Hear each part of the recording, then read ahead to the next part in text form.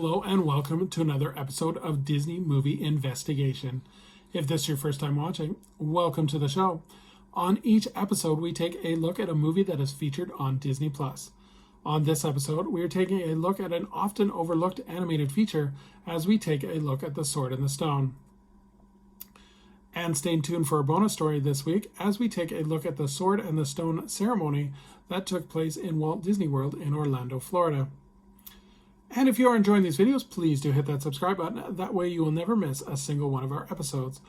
Now, sit back and enjoy this episode of Disney Movie Investigation. So like I said, we are taking a look at The Sword and the Stone, and this was released on Christmas Day 1963, and it was directed by Wolfgang Reitherman, Hamilton Lusk, Clay Germani, and David Hand.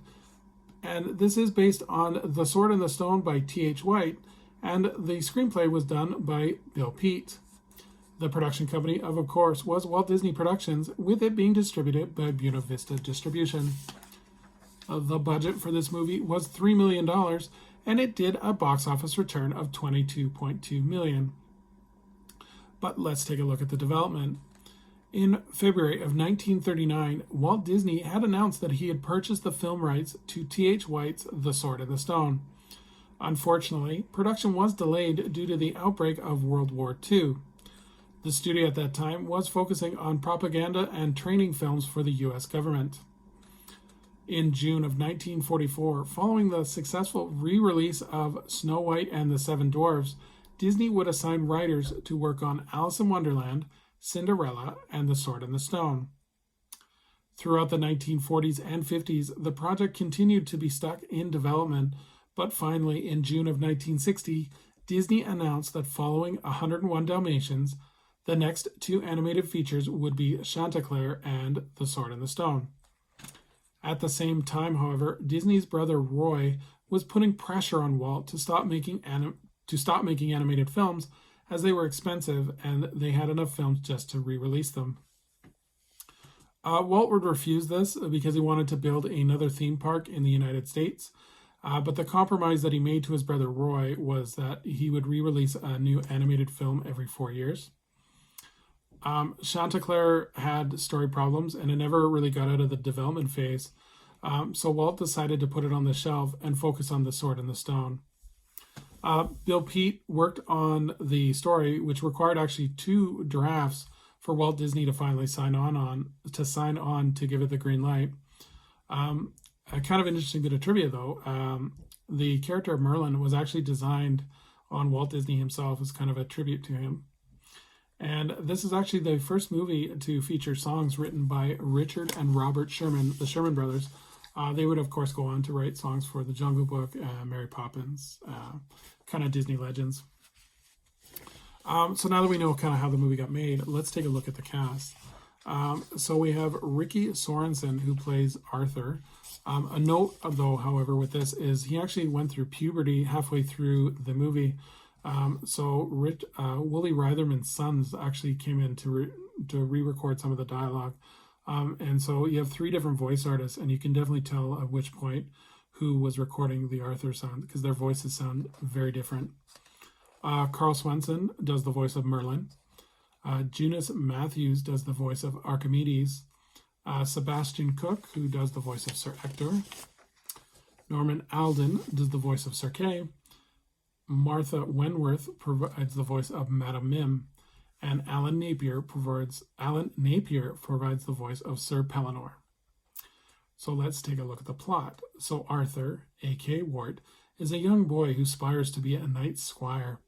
On a hunting trip, he falls in on Merlin, a powerful but amnestic wizard who plans for Wart to be more than just a squire. He starts by trying to give Wart an education, believing that once he has an education, one can go anywhere. Needless to say, it does not quite work out that way. So in terms of trivia of this movie, this film earned an Academy Award nomination for Best Original Score. And they would actually re-release the film on March 25th, 1983, along with a new Winnie the Pooh short, The Winnie the Pooh and the Day for Eeyore.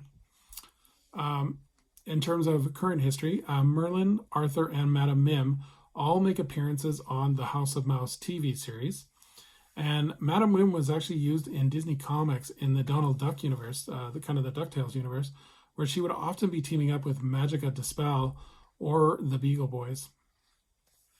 Merlin was actually used in an Italian Disney comic strip that involved Donald, Huey, Dewey, and Louie transporting the Olympic torch to the 1964 Summer Olympics in Tokyo.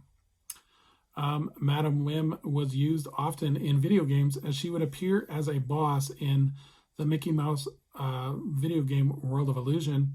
And then Merlin is also a supporting character in the Kingdom Hearts video game series and the Magic Kingdom mobile game. In terms of the theme parks, Merlin has been seen in the Disney parks, appearing mostly in parades. And then in 2014, the song Higatus Figatus was used in the UK Health Directive Change for Life, promoting their 10-minute Shake Up Your Life summer program. And then finally, in July of 2015, it was announced that The Sword in the Stone would be getting a live-action remake, but as of 2021, the movie is still in development. So would I recommend this movie? I think this is one of the more overlooked Disney animated classics. I love the characters of Merlin and Archimedes. I think they make a great comedic pair. I think definitely the highlight scene is the Wizards duel scene. I think that's definitely one of the most interesting and creative scenes that they did. My only real complaint about the story is that it is a bit disjointed.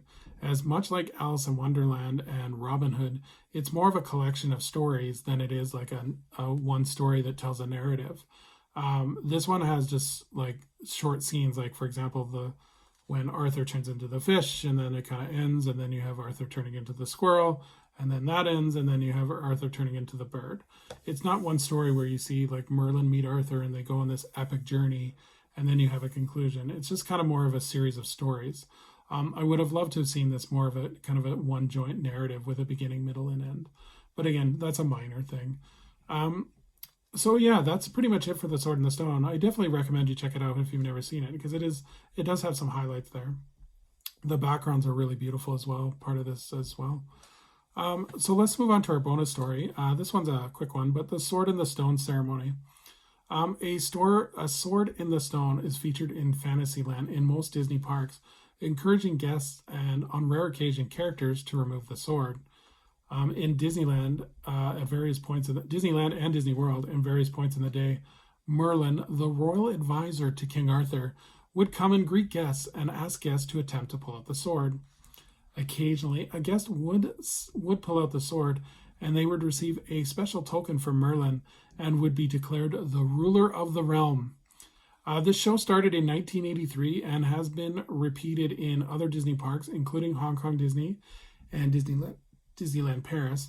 The show still runs today, but it is a seasonal selection show, so they mostly do it during the summer months where it's a little bit more crowded. But would be interesting if any of you would leave a comment below if you were selected to be the ruler of the realm, what you would think. It was, to my understanding, it was a very entertaining show with Merlin as well. So thank you so much for joining us here on Disney Movie Investigation. I would love to read your comments on what you think of The Sword in the Stone. And like I said, if you would leave a comment, if you were one of those selected for the Sword and the Stone ceremony, what your memories of it was.